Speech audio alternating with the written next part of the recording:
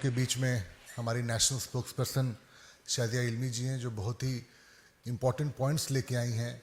और आप लोग को पता है ये आम आदमी पार्टी की फाउंडर मेंबर भी रही हैं, और जो चीज़ 2 दिनों से हो रहा है दिल्ली में हम सब देख रहे हैं, उस पर बहुत सारी बातें, ऑब्जर्वेशंस लेके शादिया दी आई हैं। शादिया दी, आप। शुक्रिया प्रत्युष जी। पिछले 48 घंटे हो गए हैं, बल्कि 48 घंटे से ज़्यादा का वक्त हो गया है, और सबके मन में एक सवाल है, और ये सवाल सबको विचलित कर रहा है कि सुल्तान साहब के शीश महल में आखिर क्या कुछ हो रहा है। और सोचने वाली बात है, स्वाति मालीवाल के फ़ोन से सीएम आवास से के अंदर से 2 फ़ोन होते हैं, उसका बाकायदा लॉग है। उसके थोड़ी देर बाद स्वाति मालीवाल पुलिस स्टेशन जाती हैं, अपनी मौखिक तौर पर अपनी उपस्थिति वो दर्ज कराती हैं, लिखित में कुछ नहीं बोलती। करीब 32 घंटे बाद संजय सिंह इस बात की तस्दीक करते हैं कि उनके साथ बदसलूकी हुई और दुर्व्यवहार हुआ। यानी कि ये बात तय है कि सीएम आवास के अंदर स्वाति मालीवाल के साथ, जो कि महिला आयोग की पूर्व अध्यक्ष हैं, वर्तमान तौर से सांसद हैं, उनके साथ हाथापाई हुई है।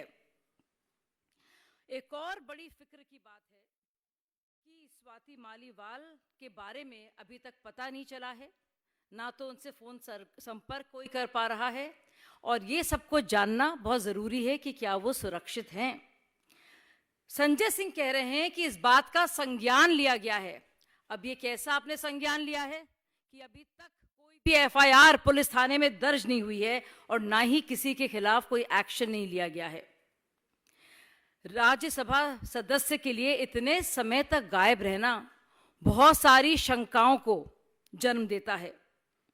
और जरा सोचिए, सीएम साहब के उन आवास में, शीश महल में, महिला आयोग की पूर्व अध्यक्ष सुरक्षित नहीं है, उनके साथ मारपीट की जा रही है, और इस बात को माना भी जा रहा है अगले दिन संजय सिंह द्वारा।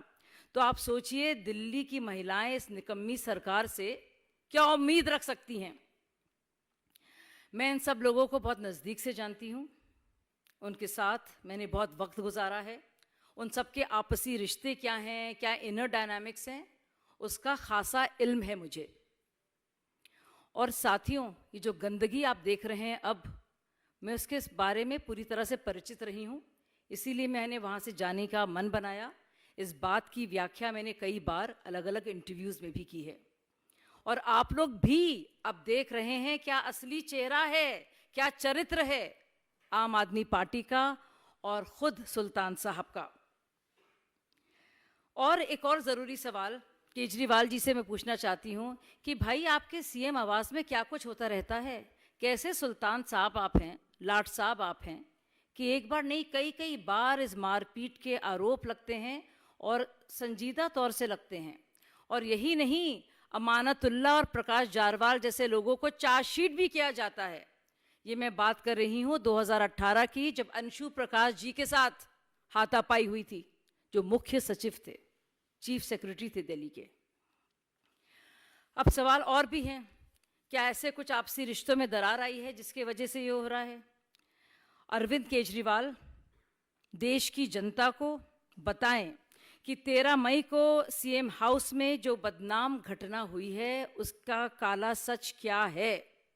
पिछले 48 घंटे से महिलाएं अरविंद केजरीवाल से यही सवाल पूछ रही हैं, और सभी सवाल पूछ रहे हैं कि सीएम हाउस में आखिरकार एक महिला के साथ मार पिटाई कैसी हुई। यह अलग बात है कि वो मौजूदा तौर में सांसद हैं और उनकी पुरानी सहयोगी हैं और करीबी हैं। अभी तक अरविंद केजरीवाल, सुल्तान साहब चुप्पी क्यों साधे हैं? अरविंद केजरीवाल ने विभव कुमार पर क्या कार्रवाई की है? क्या विभव कुमार ने केजरीवाल जी के कहने पर स्वाति मालीवाल के साथ मारपीट की, और इसलिए केजरीवाल विभव कुमार के खिलाफ कार्रवाई करने से बच रहे हैं? क्या वो महफूज हैं स्वाति मालीवाल? क्या उन्हें चुप रहने के लिए धमकाया जा रहा है? अभी तक पुलिस में इस घटना को लेकर कोई एफआईआर दर्ज क्यों नहीं हुई? क्या सीएम हाउस में एक महिला सांसद के साथ मारपीट के लिए मुख्यमंत्री केजरीवाल को जिम्मेदार नहीं ठहराना चाहिए? क्या है उनके नैतिकता के तकाजे? सोनी मिश्रा को आपको नाम याद होगा। सोनी मिश्रा ने जो अपने साथ बदसलूकी को लेकर जो नरेला के तब के एमएलए शरद चौहान कर रहे थे, जब इस घटना के बारे में बताते हुए रोते पीटते हुए जब वो केजरीवाल जी के पास गईं, तो केजरीवाल जी ने क्या कहा? कॉम्प्रोमाइज कर लो। उसके बाद सोनी मिश्रा आत्महत्या करने पर मजबूर हुई। क्या ये माना जाए, और ये जहन में मेरे बात आ रही है, कि क्या स्वाति मालीवाल पर भी कॉम्प्रोमाइज करने के लिए किसी तरह का दबाव डाला जा रहा है? आज इंडी गठबंधन में जब कांग्रेस अध्यक्ष मल्लिकार्जुन खड़गे से पूछा जाता है स्वाति मालीवाल जी के बारे में, तो वो कन्नी काट लेते हैं, चुप्पी साध लेते हैं। एक महिला सांसद के खिलाफ दिल्ली के मुख्यमंत्री आवास पर हुई मारपीट पर इंडी गठबंधन क्यों चुप है? लड़की हूं, लड़ सकती हूं। प्रियंका वाड्रा जी नारे तो बहुत लगाती हैं, इस पर चुप क्यों हैं? सोनिया गांधी चुप क्यों हैं? ममता बनर्जी चुप क्यों हैं? और खुद उनकी साथी अतिशी मर्लिना चुप क्यों हैं? क्या इंडी अलायंस के पोस्टर बॉय केजरीवाल जी को लेकर इंडी अलायंस के बाकी नेता कुछ उनसे सवाल जवाब करेंगे कि इस बात पर वो मौन रखेंगे? साथियों, निर्भया आंदोलन के वक्त से जब से पार्टी बनी है, हम लोगों ने सड़कों पे जाकर महिला सुरक्षा के लिए ऐसी लड़ाई लड़ी है, लाठियां खाई हैं, आंसू गैस झेले हैं हम लोगों ने।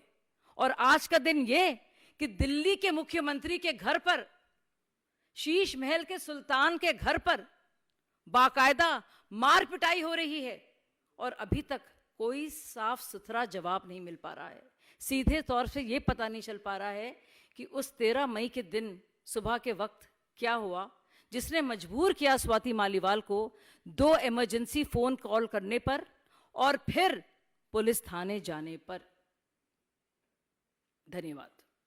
I would like to say that it is indeed shocking that Kejriwal is quiet on this issue, that it has happened not once but even before, that there are actual cases of misbehavior, of actual beating, physical assault, and they go on within the confines of Sheesh Mahal of Sultan Kejriwal Sahab.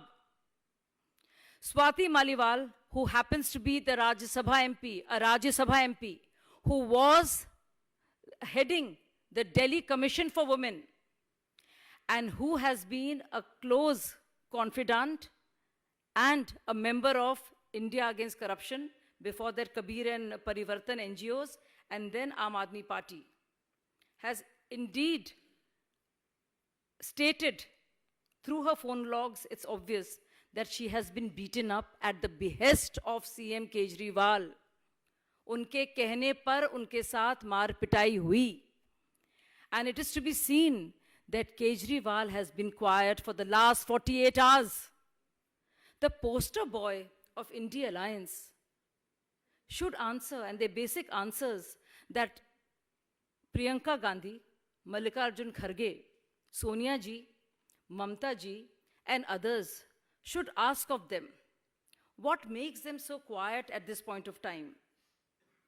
Folks, I've been saying this for a long time, and I have seen this sinister and sordid state of affairs within the party. I have witnessed this firsthand. Yes, I have witnessed it firsthand on many occasions, which is why, for people like me, it was untenable to stay on. Now all of you can see how sordid and how murky situation is in Aam Aadmi Party and what actually goes on there. And this has not happened for the first time. Imagine this is happening on the watch of Chief Minister in his residence, which is Chief Minister House. And never before in the history of independent India have we heard of a chief secretary being beaten up and a Rajya Sabha MP, a woman MP, being assaulted by Chief Minister's PA, so to speak. I know all the characters very well. It is impossible that Arvind Kejriwal's right-hand man, I should call him henchman because I know what he is like, would do so without being ordered by Kejriwal to do so. This is indeed very serious, and I think Kejriwal should come clean on this. Offer his resignation if he can't ask Vibhav Kumar to resign. We also would like to know as to how Swati Maliwal is. Is she safe? Is she being intimidated? Is some kind of rapprochement or compromise is being sought? Thank you so much. Any questions? Thank you. Thank you.